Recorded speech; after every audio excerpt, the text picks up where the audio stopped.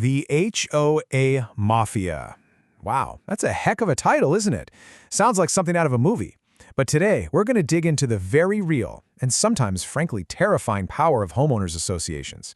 We'll see how something that starts out as a simple neighborhood agreement can actually spiral into something much, much darker. So let's just start with a question that's, well, it's pretty unsettling. Could your neighbors, the people you barbecue with, the ones you wave to every morning, could they legally take your home? It sounds totally nuts, right? Impossible. But as we're about to find out, the answer is, shockingly, yes. So how on earth is that even possible?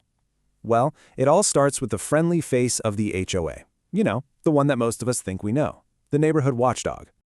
I mean, on paper, the whole idea of an HOA sounds pretty great. They're supposed to take care of the shared spaces, like the community pool or the park. They enforce the rules to make sure nobody's yard looks like a junkyard, which helps keep property values up. And they're there to help when neighbors can't agree.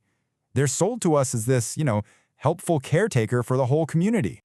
And this right here is the central conflict. It's the whole issue in a nutshell. On one side, you have the promise, an organization designed to protect your biggest investment and build a great community. But on the flip side, you have this hidden danger, an entity that has the power to literally seize that exact same investment, sometimes over the most minor disputes.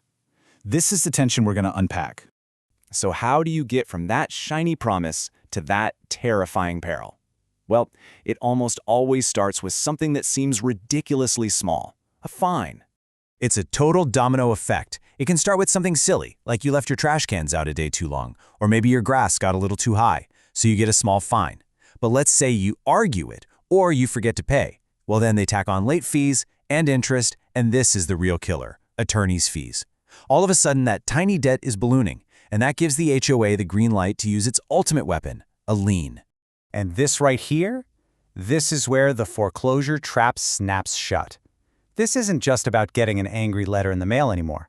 This is a formal legal process where the HOA uses a very specific, very powerful tool to get its hooks into your property. And that tool is called a lien. To put it simply, it's like a legal IOU that gets stuck right onto your house.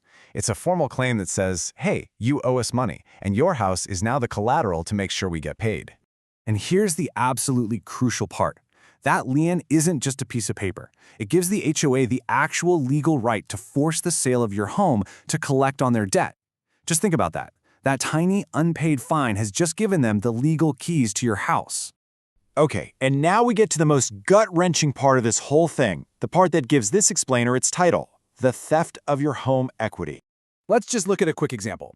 So, a homeowner has a house that's worth, say, $450,000.